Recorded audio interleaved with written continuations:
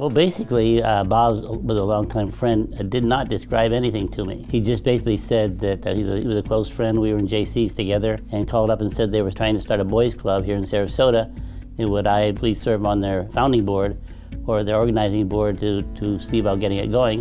And I said I'd be very happy to. I've been very active in Sarasota for a long time and continue to be, and I'm very interested in Sarasota in itself, and it's a great place. And so anything I can do to make this a better place to live in, I thought was important.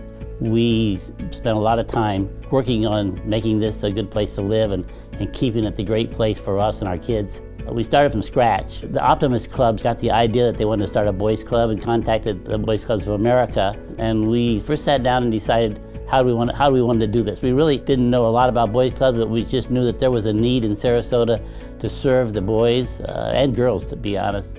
I was vice president. They put me in charge of personnel. We interviewed a gentleman named Howard Goodman. Then there was a young Alabama boy named Mac Reed.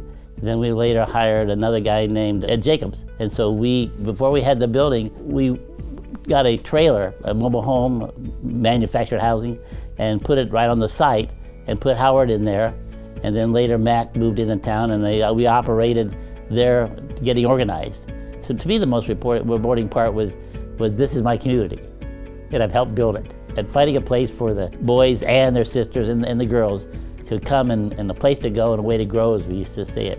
I love this place. It evolved in that we then branched out. We got up in Newtown Center, which is really great. And we started the ones down in the Venice area.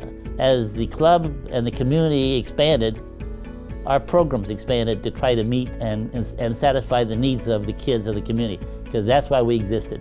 Unfortunately, we're the only living member of the original founding board. And so I do this for them.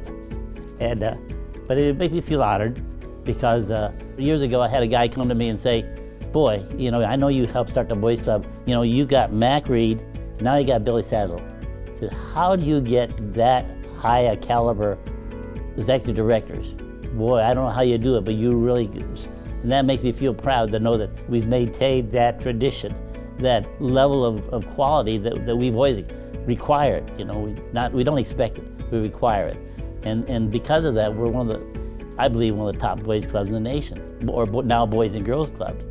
And it really, so it makes you feel great. It makes you know that when you drive by, there's something that I did.